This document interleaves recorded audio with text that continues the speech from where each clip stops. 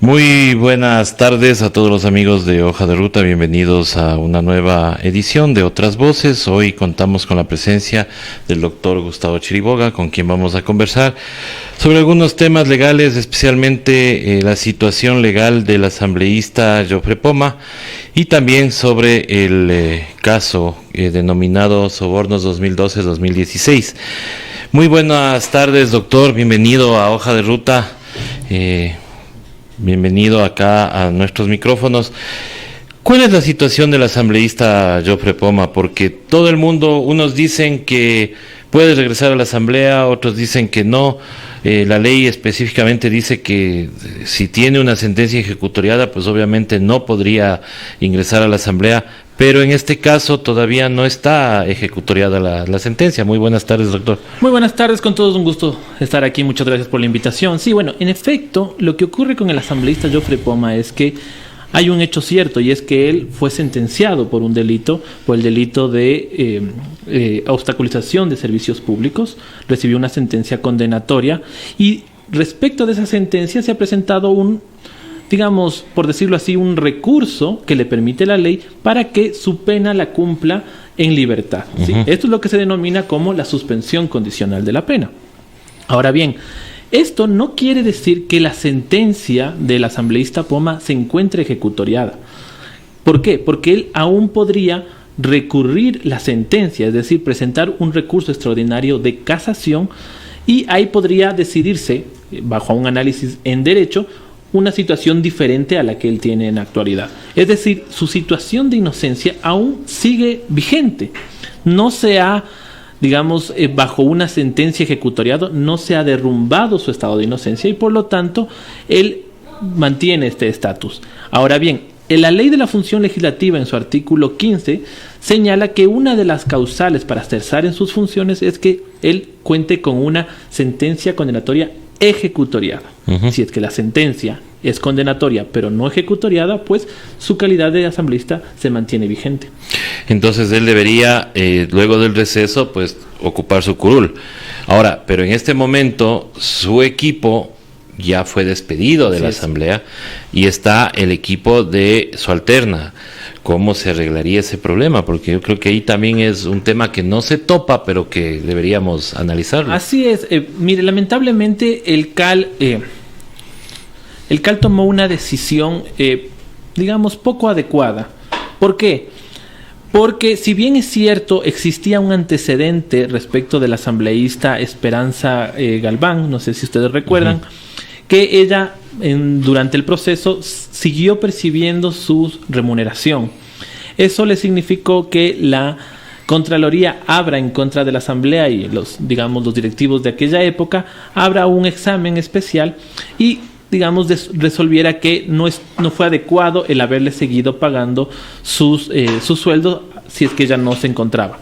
Entonces, como consecuencia de eso, el CAL lo que hace es suspender la remuneración, pero se toma una atribución más allá de lo que le permitía la ley y principaliza a los alternos de los asambleístas, tanto del asambleísta Jofre Poma como de los asambleístas que en ese momento se habían refugiado en la Embajada de México.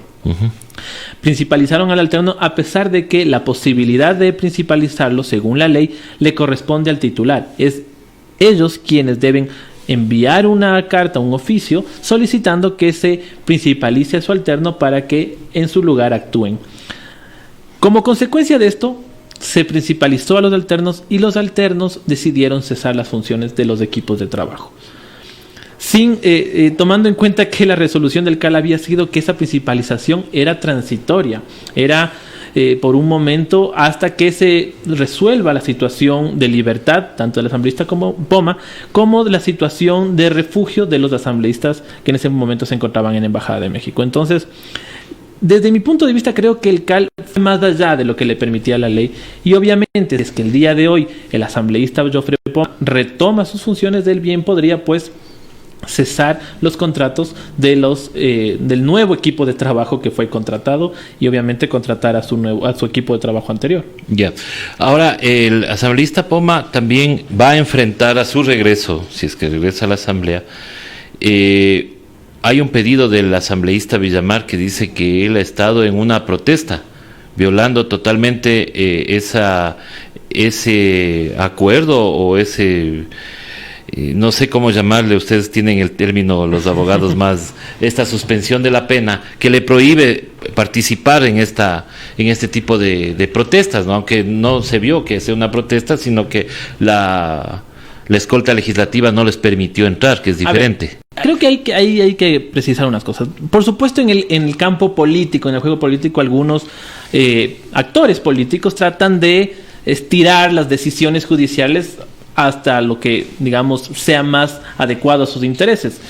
Tomemos en cuenta que una vez que sale el asambleísta Poma, esa curul queda vacía y viene a reemplazarle una persona que suma un voto a otro bloque, ¿sí? Uh-huh. Entonces, en ese contexto político, obviamente, las situaciones y las decisiones que se dan responden a ese contexto político.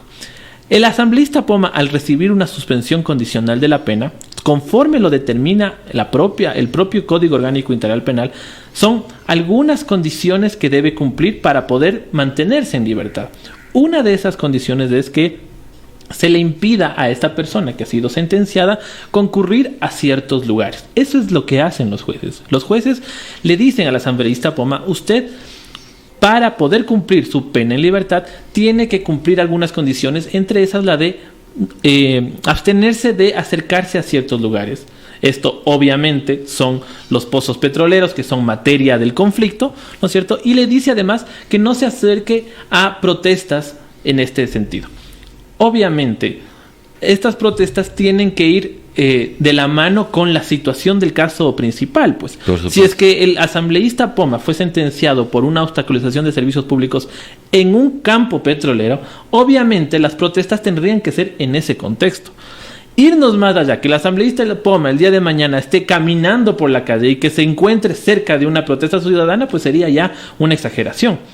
Ahora, si usted me pregunta si fue una protesta lo que hicieron los legisladores al ingresar a la Asamblea Nacional, pues eso ya queda dentro del campo muy subjetivo. Uh-huh. Lo que es una protesta para el asambleísta Villamer, bien puede no ser una protesta para usted o para mí. Entonces, sinceramente, yo no considero que haya sido una protesta ciudadana, porque no se estaba, digamos, arengando a la gente, sino más bien eran... reclamos porque no le dejaban pasar, y el número de personas que acompañaban al asambleísta Poma era reducido. A mí esto me llama la atención, porque por una parte algunos actores políticos dicen que el bloque de la Revolución Ciudadana no tiene ninguna fuerza, que ya están olvidados, que nadie les quiere. Sin embargo, el rato que le acompañan los 4 o 5 legisladores, pues ya es una protesta ciudadana y al asambleísta Poma hay que revocar la suspensión condicional de la pena. Como le indico, estas son análisis que se hacen en virtud de la coyuntura y de la conveniencia política, pero se alejan de lo jurídico, y lamentablemente esto podría afectar a la vulneración de derechos de una persona que, si bien es cierto, aparentemente ha cometido un delito, ¿no es cierto?, pero eso no da pie para que se puedan vulnerar derechos humanos y que podría traer consecuencias graves para el Estado ecuatoriano. Que es lo que estamos abocados en este momento, ¿no? Que no Correcto. Solamente del caso Poma, sino de algunos otros. Algunos, sí. Ahora, doctor, hay una corriente en estos últimos años de esto denominado el lawfare. Uh-huh. Primero, el caso Sobornos 2012-2016 se está dando en un... Más que en lo jurídico, le vemos nosotros en un tema de un showtime de los medios de comunicación, y nos sorprende. Yo, la verdad, como siempre recalco, yo soy periodista, no soy abogado, y yo obviamente no puedo ni juzgar, ni tampoco soy juez ni fiscal, pero de lo poco que conocemos la ley, de lo que nos hemos permitido leer, hay algunas cosas que no son permitidas a los actores en un proceso, como por ejemplo la fiscalía no puede hacer videos explicando las pruebas, o no puede salir a defenderle al perito con un video. ¿Es esto posible hacerlo, o qué es lo que está pasando, doctor? Mire, justamente yo conversaba el otro día con algunos colegas y siento que uno es el proceso o el juicio que se está llevando en la Corte Nacional, y otro es el juicio que se está llevando en redes sociales y los medios de comunicación. Son totalmente diferentes y obviamente no revisten de un análisis adecuado o jurídico lo que se hace a nivel de redes sociales y medios de comunicación, sino que responden a eso, a la coyuntura. En efecto, que la Fiscalía publique, haga ciertos posts en Twitter, en Facebook, lo que muestran es su postura institucional frente a un caso que se está ventilando en los tribunales. Tomemos en cuenta que la Fiscalía es una parte procesal y ellos están en la calidad de acusadores. Han formado alrededor de esta acusación una teoría del caso, y esa teoría del caso es la que se está defendiendo, la que se está impulsando para el convencimiento de los jueces y llegar a una sentencia. Eso es lo que hace la Fiscalía. Ahora, que ellos, desde su postura institucional, como acusadores, estén mostrando su posición jurídica frente a la acusación que se está haciendo a los procesados, me parece que es un poco desbalancear la balanza, por valga la redundancia, porque están informando a la ciudadanía solamente una parte de la historia. Por otro lado, tenemos también a los abogados de los procesados que también nos cuentan la parte de su historia. Pero los que tienen que decidir son los jueces. A mí lo que me preocupa en este contexto mediático es que ese peso mediático, justamente ese peso político, no les permita a los jueces decidir en derecho y más bien se decanten por una resolución que sea más adecuada y que no le genere demasiada bulla a los jueces. Yo lamentaría muchísimo que caigamos en este juego porque obviamente lo que necesitamos como país es confiar en las instituciones, y una de esas instituciones de mayor importancia es la justicia. Si es que nosotros permitimos que los juzgadores decidan en base a la coyuntura, pues no hay justicia, ¿no? Una justicia que no funciona no es justicia. Y eso es lo que a mí me preocupa, porque yo veo el juego procesal en las redes sociales, y una cosa es lo que nos dicen las redes sociales y los medios de comunicación, y otra cosa muy distinta es lo que pasa en la Corte Nacional. Y lo que se debe decidir es en derecho y no en coyuntura. Claro, ahora, por el mismo hecho mediático, es la primera vez, por ejemplo, que yo veo un perito dando declaraciones justo en el proceso. Eso es gravísimo, mire, porque nuevamente, a ver, los peritos son testigos en la práctica, ¿no es cierto? Y estos testigos ayudan a corroborar o no la postura de una de las partes procesales. El exponerlos mediáticamente, darles ese peso mediático, me parece que es una estrategia perversa. Lo que se busca es, digamos, de alguna forma, a mí me parece que lo que se está haciendo es decirle a la señora perito, mira, a esto es lo que te enfrentas si es que tú dices algo que no sea políticamente correcto. Ella no me parece, no entiendo la razón de que esté dando declaraciones públicas. Está en su derecho de hacerlo, está en su libertad. Convenientemente o no, creo que no tiene ninguna relevancia que ella esté dando una declaración. Lo que importa es que se presente su informe y que se haga un proceso de interrogatorio a nivel del juicio para acreditar o desacreditar su informe. Eso es simplemente lo que debe hacer. Ahora, que esté en los medios de comunicación, que además ella exponga su postura política frente a los procesados, me parece que es poco profesional por parte de la perito. No quiero calificar su pericia como tal, ¿sí?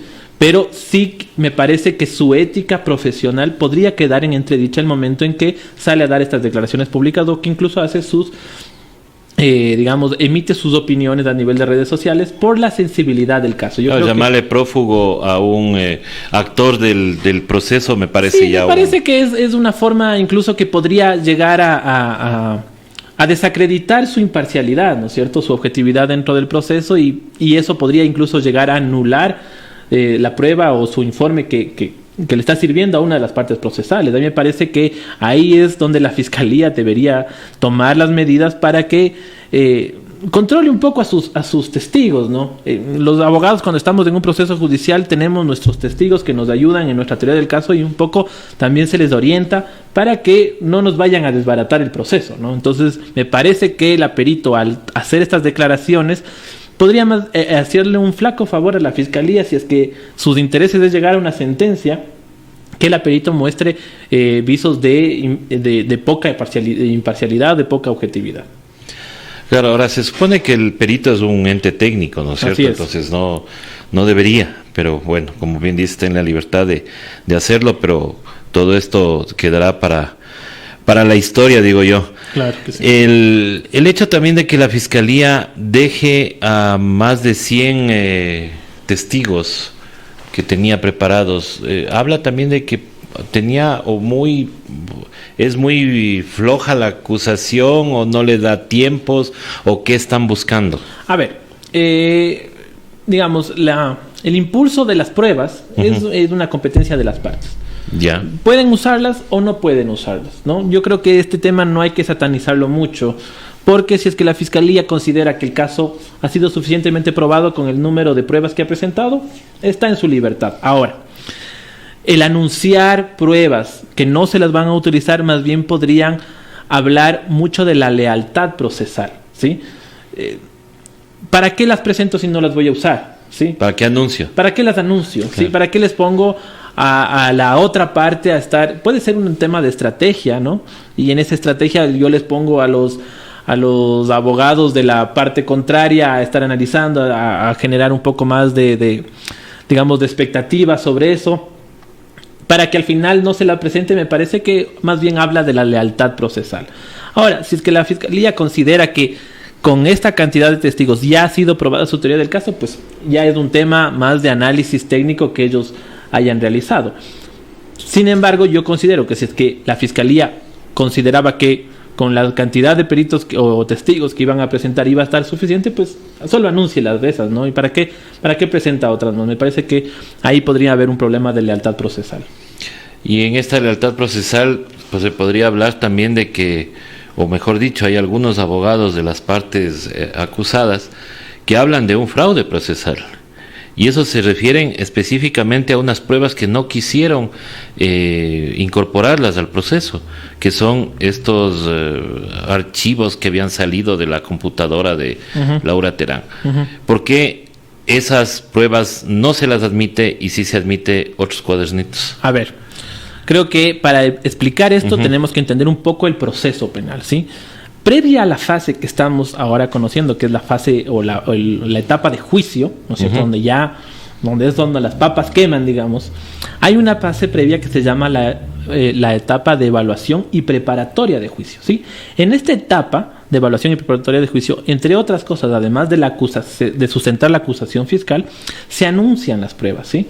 Tanto de la parte acusadora como de la parte acusada. ¿Qué ocurre si es que en esta etapa yo no anuncio una prueba y en el transcurso de la etapa de juicio aparecen nuevas pruebas? La ley me permite a mí presentar prueba nueva, ¿sí? ¿Por qué? Porque no la obtuve a tiempo, porque recién la conozco, etcétera, ¿no es cierto? Que es lo que han dicho algunos abogados de los procesados, que han conseguido recién estas pruebas y que por eso las quieren incorporar como prueba nueva. Es decir, la facultad legal existe. Ahora, depende de los jueces admitirla o no. Si usted me pregunta, me parece que era adecuado más bien que los jueces admitan la prueba y que dejen que las partes litiguen respecto de esta prueba. Si en el proceso se demostraba que la prueba era obtenida ilegalmente, no era pertinente, no era conducente, etcétera, ¿no es cierto?, los juzgadores en sentencia tenían que valorarla y decir, no, la prueba nueva que presentó la parte procesal no es pertinente, no es legal, no es constitucional, etcétera, haciendo un análisis motivado de por qué no se admite esa prueba. Me parece que inadmitirla antes ni siquiera de litigarla nuevamente nos muestra, digamos, o nos deja a dudas respecto de la imparcialidad. Yo creo que los jueces en eso tienen que ser garantes del derecho y más bien, para que no quepa ninguna duda, admitirla y valorarla en su momento. Si es que la prueba fue obtenida de forma ilegal o inconstitucional, como se alega por parte de la Fiscalía, pues incluso existen sanciones para eso, ¿no es cierto? Y eso más bien se habría podido corroborar, si es que era el caso, en la sentencia final que emitan los juzgadores. Pero si es que esa prueba, en cambio, es pertinente y no es inconstitucional, pero no se la admitió, me parece que se estaría cometiendo un error gravísimo respecto de la imparcialidad del proceso. ¿Se podría deducir una falta de garantías para la defensa? Totalmente, porque dejaría fuera de la posibilidad del derecho de contradicción dentro de digamos, del derecho que tienen las partes de poder defenderse, ¿no es cierto? El legítimo derecho a la defensa quedaría en entredicho. Ahora, el tema del fraude procesal, yo personalmente y jurídicamente no lo veo. Y no lo veo porque una cosa es el delito de fraude procesal que implica inducir a error a los juzgadores frente a presentar una prueba nueva que pueda ser admitida o no admitida, ¿sí? Ahí creo que hay una distancia importante. Entonces, yo no lo calificaría como un fraude procesal, porque eso además lo tendrían que calificar los juzgadores. Como usted bien lo ha dicho, usted es periodista y yo soy abogado, pero ninguno de los dos somos jueces, entonces no podemos determinar si es que existe o no un delito. Pero me parece que no, desde mi punto de vista, no existiría un fraude procesal como tal. Entiendo que en el calor de las discusiones puedan salir estas cosas, pero no creo que exista. Pero me parece que habría sido importante que los jueces admitan la prueba, la valoren y, si es que es del caso, la rechacen. Pero inadmitirla de plano me parece que vulnera el derecho a la defensa. Vulnera el derecho a la defensa. Ahora, hay otra situación que pasó que también fue muy viral en las redes sociales y en los medios de comunicación, es el hecho de que un testigo en la declaración previa dice una cosa y el rato que ya está en juramento dice otra. Muchos medios de comunicación decían que esta persona fue retenida por perjurio. ¿Realmente es perjurio cuando al hacer la declaración previa dice una cosa y en juramento dice otra? A ver, justamente hay una diferencia entre la versión y el testimonio, ¿sí? La versión se la toma normalmente en la etapa investigativa, ¿no es cierto? Que es una etapa preprocesal. Y por eso no se requiere de un juramento. ¿Cuándo se requiere juramento? Cuando ya estamos frente a un testimonio. Y el testimonio se lo rinde ya en la fase procesal. ¿Ok? Entonces, si es que en la versión sin juramento yo digo una cosa, ¿no es cierto? Pero en el testimonio con juramento digo otra cosa, lo que yo tengo que hacer valer es aquella que es con juramento. Si en el proceso, porque recuerde usted que yo como testigo puedo decir una cosa, ¿no es cierto? Pero yo estoy sometido a que las partes procesales, a través de su defensa técnica, me interroguen y me contrainterroguen. Si en ese juego de interrogatorio y contrainterrogatorio yo me contradigo, ahí caigo en perjurio. Pero jamás yo podría tomar en cuenta una versión sin juramento para decir que hubo un perjurio, ¿sí? Porque justamente carece de este elemento de juramento que requiere la ley para que se configure el delito. Listo. Aclarado ese tema, nos vamos a otro que también se había hablado. Se dice que este juicio puede inhabilitar de por vida al expresidente Rafael Correa para cualquier dignidad a la que quiera postularse. ¿Los tiempos se dan para eso porque estamos a puertas de una elección? ¿O en este caso es un juicio normal que se está tratando por un tema en específico y que no va a haber ese sesgo que muchos dicen que tiene el juicio? ¿Será que están haciendo o acomodando los tiempos para que no sea candidato Rafael Correa? A ver, el tema de la inhabilitación primero. El simple hecho de que sea sentenciado no lo inhabilita per se, ¿sí? Lo que ocurre es que alrededor del delito de cohecho, que es el que se está juzgando, es que este delito es imprescriptible y que puede ser juzgado en ausencia, ¿sí? Eso quiere decir que no importa el tiempo que transcurra, cuando la persona sentenciada regrese al país o esté en el país, debe cumplir su pena, ¿sí? Una vez que ha cumplido su pena, obviamente esa persona retoma la libertad y está habilitado para ejercer sus funciones. Recordemos que en la consulta popular pasada se señaló que las personas que son sentenciadas por este delito van a tener una inhabilitación especial, me parece que es de 25 años si no estoy mal, pero tendría que pasar esos 25 años y esa persona estaría nuevamente habilitada. Entonces, cuando hablamos de inhabilidad, entendamos que no es una inhabilidad absoluta. Por una parte. Por otra parte, en tema de los tiempos, mire, ahora estamos en etapa de juicio. Aún tenemos que esperar que se, practiquen todas las pruebas de la parte acusada. Una vez que se haga eso, el tribunal tendrá que deliberar y anunciar su sentencia y luego notificarla por escrito. Una vez que esté notificada por escrito, se pueden presentar algunos recursos, como puede ser el recurso de apelación, o se puede pedir la aclaratoria de esos pronunciamientos. Para eso se tendrá que, si es que es en el caso de apelación, tendrá que nombrarse unos nuevos juzgadores para que revisen la sentencia apelada. Una vez que se resuelva la apelación, se puede además presentar un recurso extraordinario de casación. Normalmente estos procesos con estas apelaciones pueden durar un año entero, si usted quiere, o mucho más. Uh-huh. Ahora, por los tiempos políticos, a mí no me sorprendería que la justicia actúe de forma expedita, como no lo hacen en ningún otro caso, y nos saquen sentencia el siguiente mes, ¿sí? Los tiempos procesales los permiten hacerlo, pero más bien a mí me llamaría la atención que la justicia sea tan diligente en este caso, mientras que en otros casos no sea tal.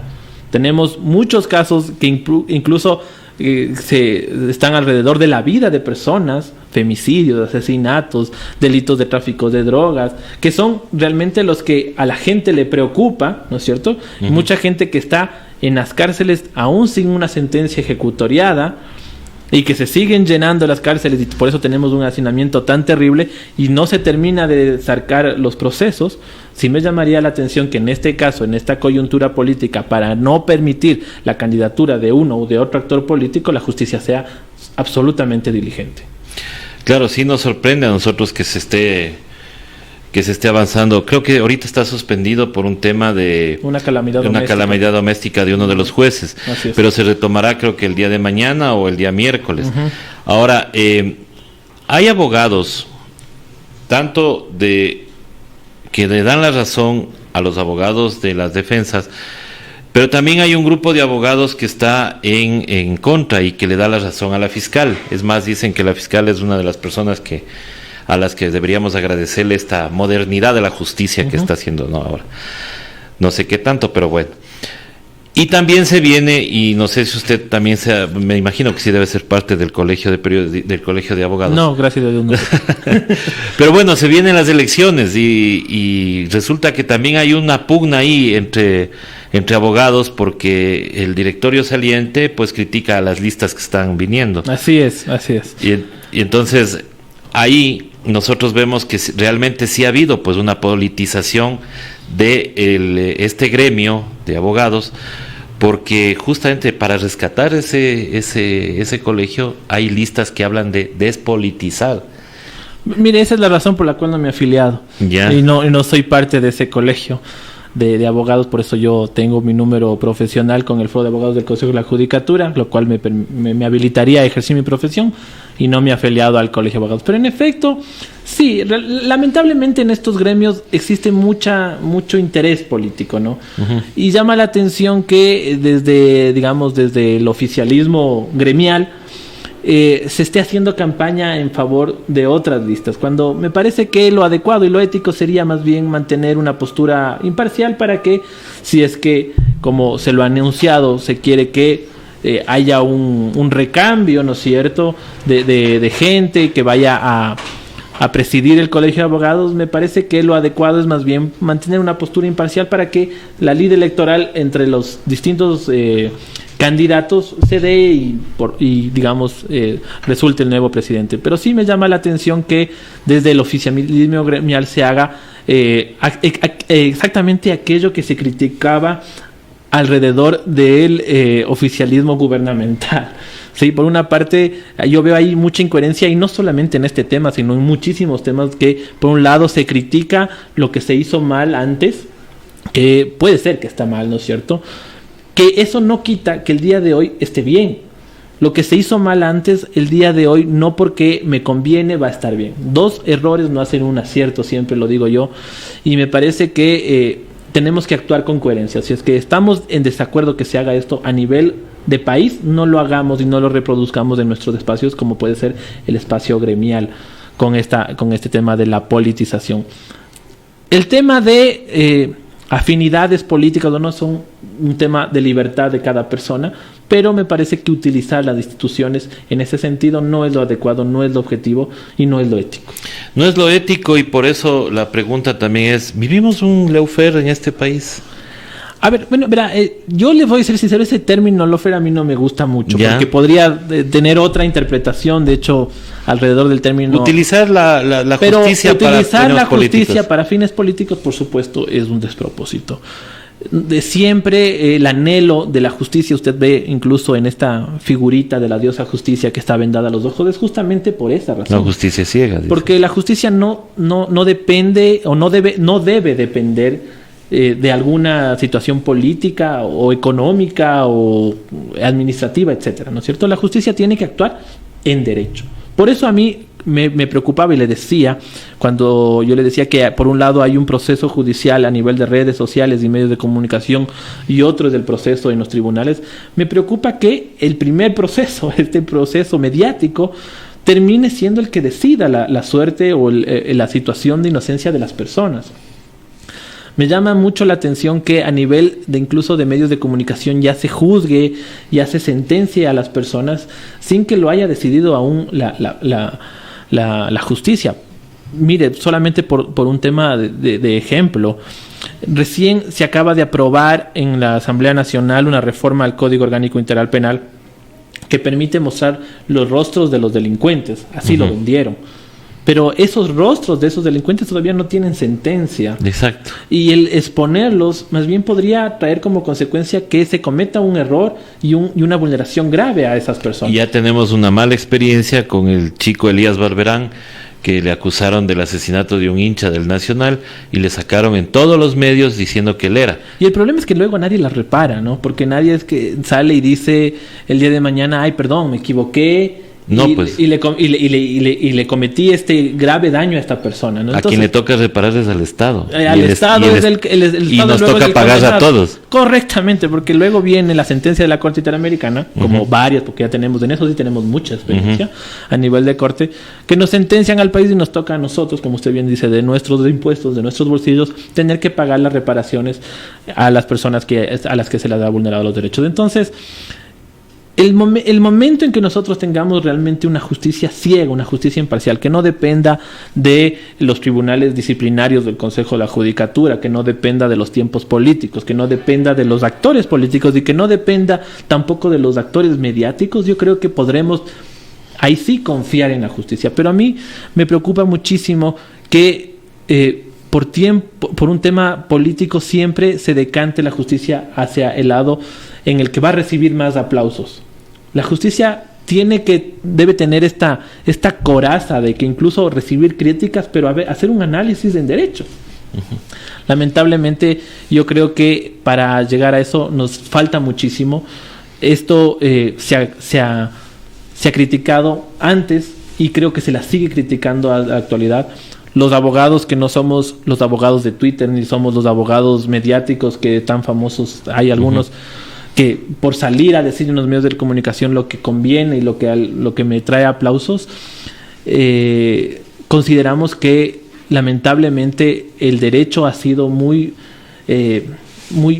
digamos, mal utilizado, ya no tiene esa fuerza y realmente los que nos hemos apasionado por esta profesión duele muchísimo que esos conocimientos que adquirimos hoy día estén sujetos al tema político, al tema mediático, ¿no? A mí muchas veces cuando yo escucho algunas declaraciones de algunos actores políticos me da ganas de ir a mi universidad, decirles muchas gracias, devuelvo el título porque no me han enseñado a tomar las decisiones como las dicen los abogados en Twitter. Eso digo, ¿no? Debe ser durísimo para los abogados ahora tener que litigar también hasta contra los medios de comunicación, claro, ¿no? Porque yo creo que sería un gran aporte para los abogados que ahora las facultades de Derecho también den una especie de clase de media training, alguna cosa así, para que nos enseñen cómo salir a los medios, también a pelear los juicios a nivel mediático, porque no solamente es de ese frente, no es solamente el frente judicial, sino también el frente mediático. ¿Y no será mejor que en las facultades de comunicación mejor nos den a nosotros la cátedra de que no debemos meternos en lo que no debemos. Porque, o que el Consejo de Judicatura les nombren jueces, ¿no? Sí, pues, o sea, sí, porque hay un periodista acá que es nacionalizado ecuatoriano, que él dijo, pues nosotros somos los fiscales de medio, o sea, ¿fiscales de qué? O sea, a mí nunca me dieron leyes, me acuerdo que me dieron algo de incipiente, me acuerdo de derecho y todo eso, pero no para juzgar a nadie. Sí, ni para... no nos corresponde, por eso justamente los jueces se supone que son personas con una representación, digamos, académica importante, con una trayectoria, con personas inteligentes, digamos, con alguna trayectoria que nos permiten confiar en que sus decisiones van a ser en derecho. Y un juez puede ser, en este caso, observado por un fiscal.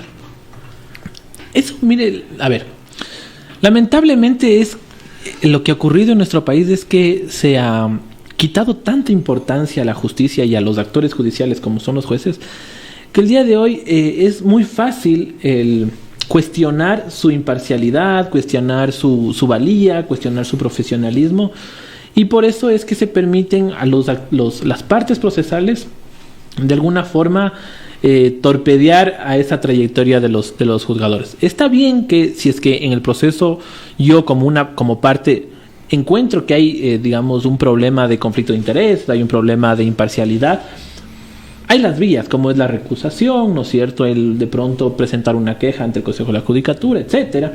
Claro, que no es mala la recusación, entonces. Que no es mala, por supuesto que no, porque, mire, yo le pongo un ejemplo. Si es que yo soy su amigo personal, digamos, ¿no es cierto? Y usted, yo soy juez y usted viene en un proceso, a mí lo que me correspondería éticamente es excusarme y decir, no, el señor es mi amigo íntimo, es mi amigo de toda la vida, y yo prefiero excusarme para que sea una persona imparcial la que lo juzgue. Si es que yo no lo hago, el abogado de la otra parte estaría en el derecho de recusarme y decir, no, a ver, este juez es amigo de mi parte contraria y debería excusarse. Entonces, la recusación no hay que satanizarla. La recusación es un instrumento legal que le permite a las partes justamente el garantizar la imparcialidad de ese. Porque hay gente que dice que se está abusando de derecho cuando se recusa a los jueces. Sí, mire que eso me sorprende, porque incluso se buscaba ahí que se sancione a los abogados. Ah, sí, estaba abusando del derecho. Que haya un abuso del derecho. A mí me parece que eso es un despropósito.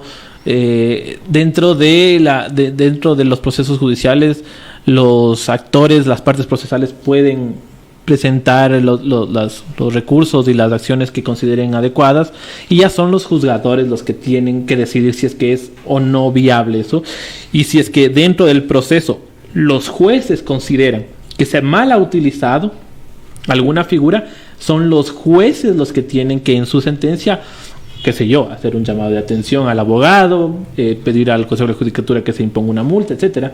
Pero el salir mediáticamente a decir, no, estos abogados están utilizando mal derecho, son unos abusivos y se les debe sancionar y por poco quitarles digamos la acreditación de abogados, me parece que más que a coadyuvar a que haya un proceso transparente, más bien nos dejan dudas de qué se hace.